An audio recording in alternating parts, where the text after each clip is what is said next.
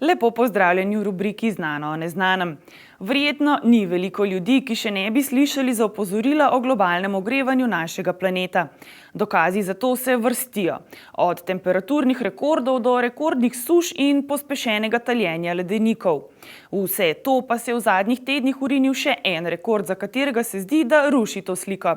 Na Antarktiki je letos prav te dni rekordno veliko morskega ledu.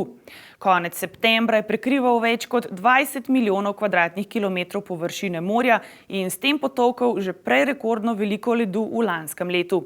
Mar to pomeni, da opozorila o globalnem ogrevanju ne veljajo? Nikakor ne, trdijo klimatologi.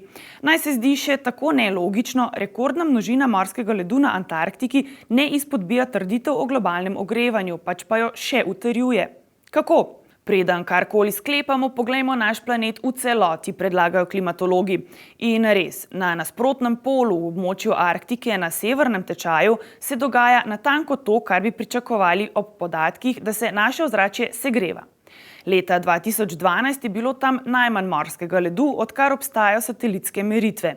Letos ga je bilo nekoliko več, a še zmeraj bistveno manj, kot bi pričakovali. Nasprotno pa je morskega ledu na nasprotnem polu, na Antarktiki, iz leta v leto več. A to velja le za morski led. Tisti, ki na debelo prekrivajo kopno, se iz leta v leto krči. Lahko bi rekli, da tako hitro kot obseg morskega ledu narašča, se obseg kopenskega ledu na Antarktiki krči. In ne le to, obseg ledu se krči hitreje, kot so raziskovalci še nedavno napovedovali. Očitno je preprosta matematična enačba, da otoplitev pomeni taljenje, tu odpovedala. Zakaj? Ker se verjetno v ozadju te slike dogajajo precej bolj zapleteni procesi, kot smo menili doslej. Za pojasnilo bo potrebno še precej raziskav, a vendarle klimatologi kot eno od možnih razlag tega dogajanja vidijo v vremenskih vzorcih okoli Antarktike, ki potiskajo hladnejši kontinentalni zrak nad ocean in pospešujejo nastajanje več morskega ledu. Po drugi možni razlagi pa naj bi več ledu nastajalo zaradi samega taljenja ledu na kopenski Antarktiki. Zaradi taljenja ledenikov naj bi namreč v morje dotekalo več mrzle vode, ki tam zmrzuje v led. Kakorkoli, klimatologi zanesljivega odgovora še nimajo.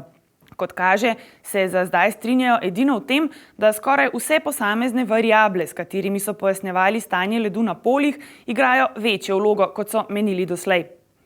Walt Mayer, raziskovalec v slovitem Goddardjevem centru za vesoljske polete, izjavlja: Če pogledate na velikost sprememb, ki jih opažamo pozimi, se led na Arktiki krči dvakrat hitreje, kot narašča na Antarktiki. Letošnji rekordni obseg bomo poskusili raziskati v novi raziskavi razlik med severnim in južnim polom. Oba pola sta najbolj občutljivi točki na našem planetu za podnebne spremembe.